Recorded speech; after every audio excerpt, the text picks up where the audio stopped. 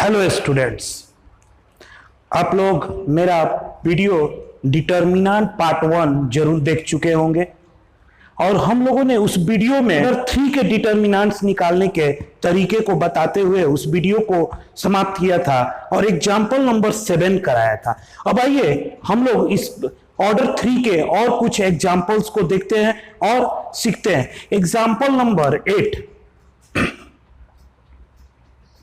Example 8, थोड़ा ध्यान दीजिए बाबू। मान लीजिए आपको इस डिटर्मिनेंट्स का वैल्यू निकालना है।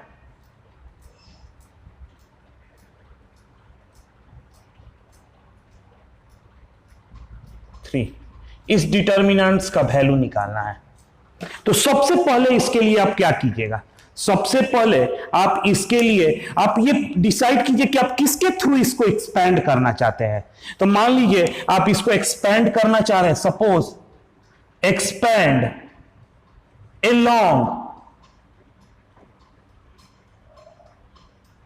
along C1। मन किया आपको, आपकी इच्छा है कि इसे हम C1 के लॉन्ग एक्सपेंड करें, तो क्या चाहिए? सबसे पहले C1 के प्रत्येक एलिमेंट्स का साइन।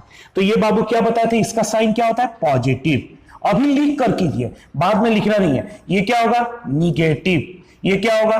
पॉजिटिव। अब आइए क्या बताए थे, पहले ये एलिमेंट्स लीजिए 1।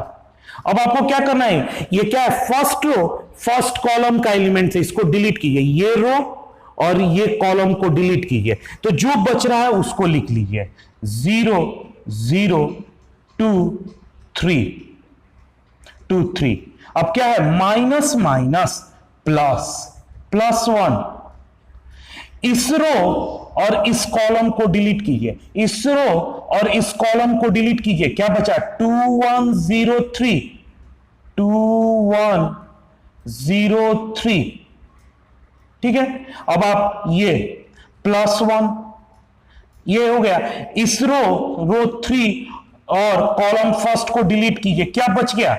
ये वाला डिटर्मिनेंट 2 1 0 2। अब सॉल्व कर लीजिए। ये सेकेंड ऑर्डर का डिटर्मिनेंट है। 0 इंटू 3 0, 0 इंटू 2 0। ठीक है, +1।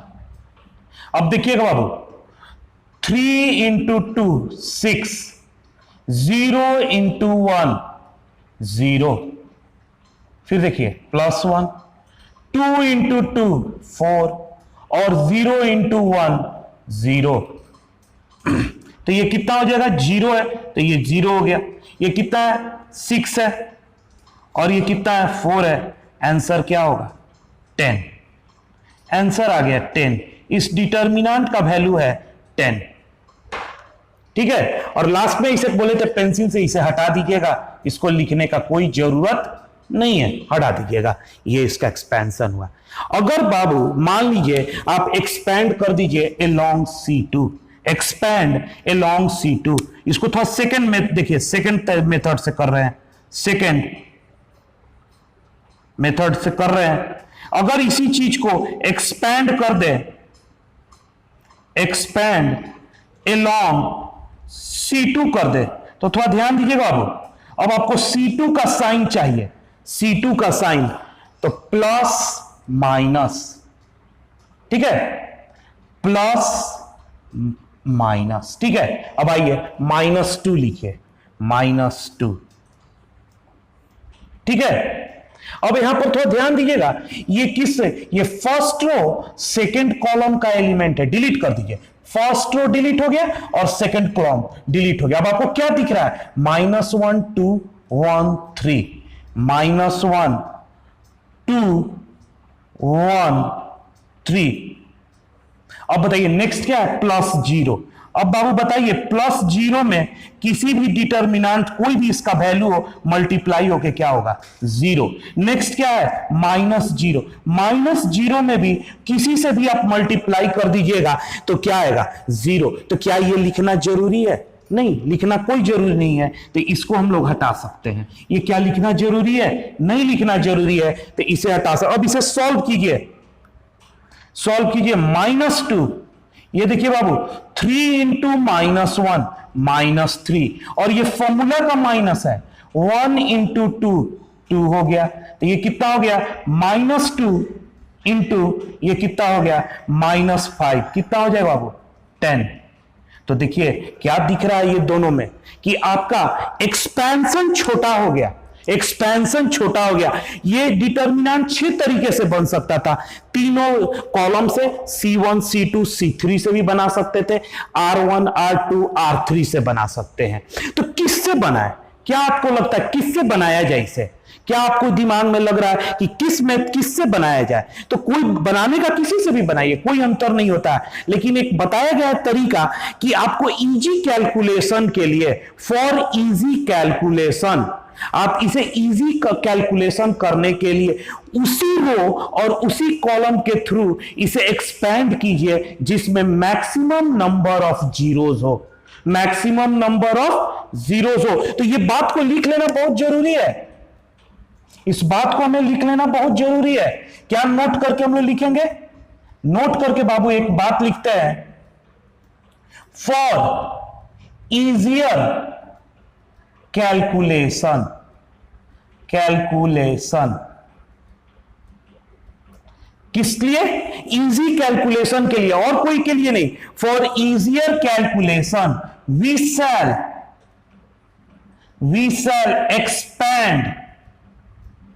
expand the determinant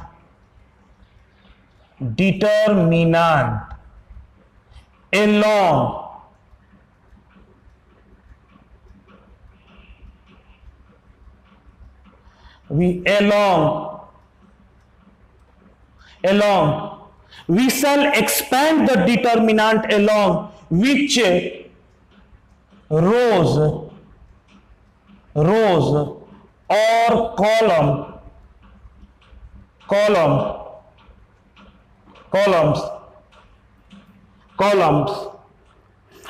which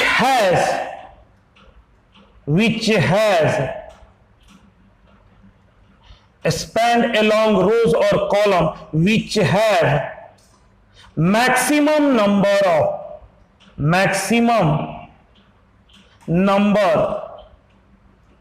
numbers of zeros.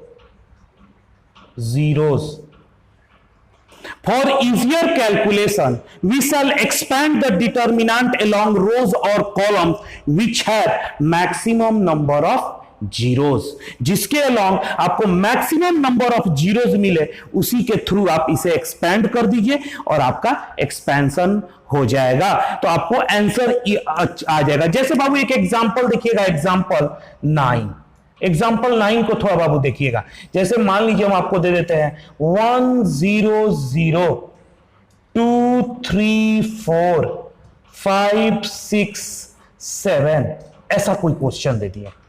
अब बताइए किसके थ्रू आप एक्सपेंड करना इजी है, किसी के थ्रू कर सकते हैं, लेकिन इजी किसके थ्रू है, तो अगर इसका एक्सपेंशन R1 के अलोंग कर दिया जाए तो ये तुरंत आंसर देगा। तो किसके थ्रू आप एक्सपेंड कीजिए बाबू, expand along R1, expand along R1 करेंगे, एक्सपेंड अलोंग R1 करेंगे तो क्या होगा 1। अब देखिए ये पॉजिटिव होता है तो पॉजिटिव लिख दिया, अब लिख नहीं गए पॉजिटिव यहां पर, अब डायरेक्ट आ रहा है 1।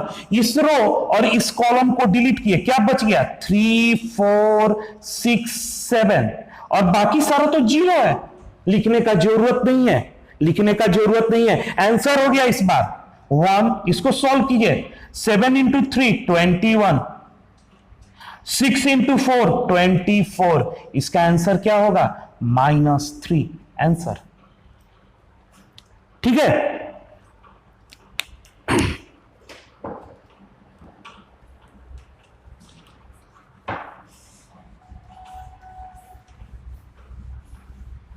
एक और एग्जांपल देखिएगा,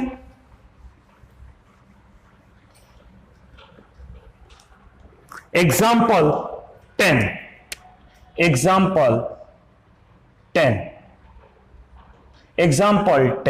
थोड़ा एग्जांपल 10 को देखिएगा। मान लीजिए ऐसा क्वेश्चन दिया हुआ है, -1 0 1, -1 0 1 2 3 1 1 2 3, ऐसा क्वेश्चन दिया हो। अब देखिए जीरो किसके लॉन्ग आपको दिख रहा है, तो यहां पर एक जीरो, कम से कम एक तो छोटा होगा, इसी के थ्रू एक्सपेंड कर दे। आप किसी के थ्रू कीजिए, यह मनाही नहीं है, लेकिन अगर आप इसके थ्रू कीजिएगा तो थोड़ा सा कैलकुलेशन छोटा होगा। अब सबसे पहले साइन चाहिए, तो ये क्या है -1, तो पहला साइन होता है बाबू प्लस का, लेकिन प्लस माइनस क्या होगा -1। अब इस रो को डिलीट कीजिए और इस कॉलम को 3 1 2 3। अब देखिए जीरो लिखना जो माइनस प्लस माइनस, तो ये आ जाएगा -1। साइन को थोड़ा ध्यान दीजिएगा, प्लस माइनस प्लस, तो ये +1 हो जाएगा। गलत उस समय हम लोग साइन कर रहे थे, प्लस प्लस माइनस माइनस, फिर ये -0 करने का जरूरत नहीं है, +1। इस रो और इस कॉलम को डिलीट कीजिए, 2 3 1 2।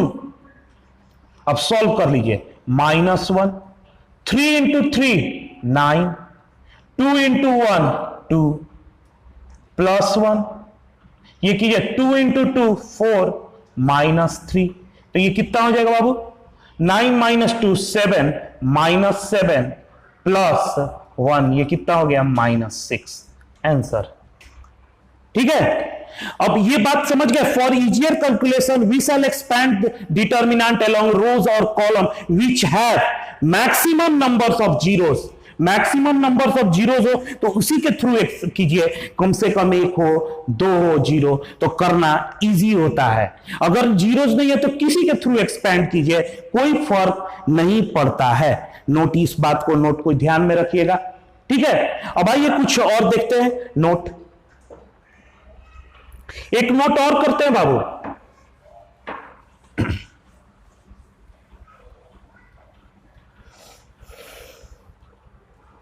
एक और, where A and B are square matrix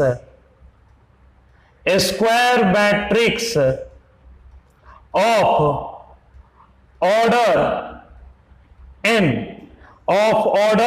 n, then determinant of A is equal to k के power n into b, k के पावर n इंटू b।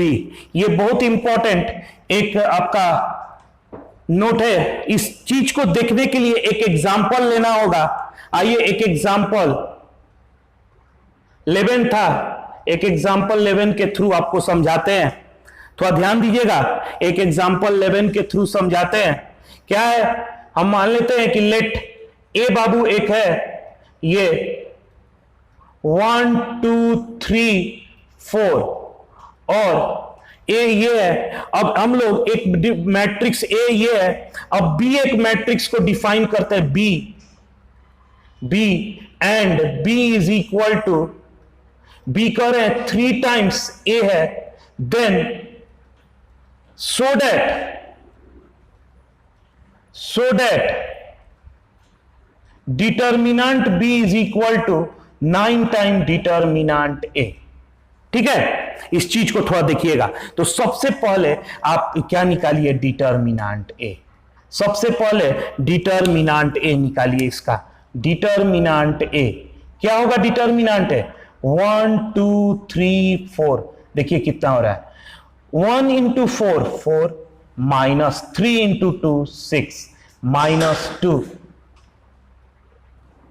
अब आइए ये देखिए क्या कर रहा है, b into b is equal to 3a। b एक मैट्रिक्स है जो स्केलर मल्टीप्लीकेशन ऑफ 3a है। तो सबसे पहले b मैट्रिक्स को लिख दीजिए। b क्या हो जाएगा, 3 इंटू मैट्रिक्स है ये 1 2 3 4। तो स्केलर मल्टीप्लीकेशन का क्या नियम है, सारे एलिमेंट्स में 3 से मल्टीप्लाई कर दीजिए। तो कितना हो जाएगा, 3 6 9 12। अब आप यहां पर निकाल लीजिए डिटर्मिनेंट बी, डिटर्मिनेंट बी। तो कितना हो जाएगा, 3 6 9 12। ठीक है, 3 6 9 12 कितना होगा? 3 6 9 12 का 3 इंटू 12 36, और ये कितना होगा? 9 इंटू 6, ये कितना हो जाएगा बाबू? अब 36 माइनस 54 तो कितना हो जाएगा? तो ये हो जाएगा आपका माइनस नहीं 6 8 और ये हो गया 5, ये 4 ये हो गया 18। ठीक है, अब इसको थोड़ा देखिएगा, डिटर्मिनेंट बी को, इसको हम लोग लिख सकते हैं कितना है? -18। 18 को बाबू लिख सकते हैं 9 इंटू -2। ठीक है, 9 इंटू -2। 9 किससे मल्टीप्लाई किया? स्केलर प्रोडक्ट क्या है? 3, तो इसको लिख सकते हैं 3 स्क्वायर इंटू, और ये कितना है? Determinant A. देखिए तो वही आया कि नहीं? डिटर्मिनेंट के का पावर स्क्वायर और डिटर्मिनेंट बी वही आ रहा है कि नहीं? Hence determinant B is equal to 3 square A. ठीक है, इस प्रॉपर्टी को ध्यान में रखे रहिएगा। अब आइए एक नोट और देखिए, एक नोट बाबू और देखिएगा। नोट, आपसे कोई पूछेगा, एक आपको स्केलर मैट्रिक्स दिया रहेगा, scalar matrix A is equal to A11 0 0, या डायगोनल मैट्रिक्स दिया रहा है, सॉरी डायगोनल A22 0 0 0 A33, और आपको बोले कि इसका डिटर्मिनेंट निकालिए, तो क्या कीजिएगा? इसका डिटर्मिनेंट निकाल, determinant A is equal to, थोड़ा ध्यान दीजिएगा अब क्या होगा? A11 0 0 0 0 A22 0 0 A33। क्या कीजिएगा? इसको किसके थ्रू एक्सपेंड किए? या तो R1 के थ्रू कीजिए, नहीं तो C1 के। बात बराबर आएगा। A11 क्या होगा?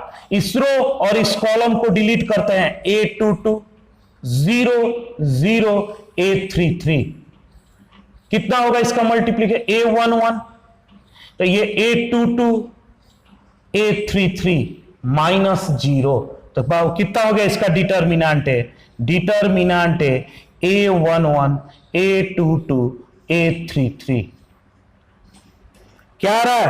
Product of diagonal elements. ये क्या आ रहा है आपका? Product of diagonal elements, product of diagonal elements, ये आपका आ रहा है products of diagonal elements. Direct आप इसको आंसर लिख सकते हैं, जैसे एग्जांपल 12 दिया हुआ है, एग्जांपल 12 1 0 0 0 2 3 0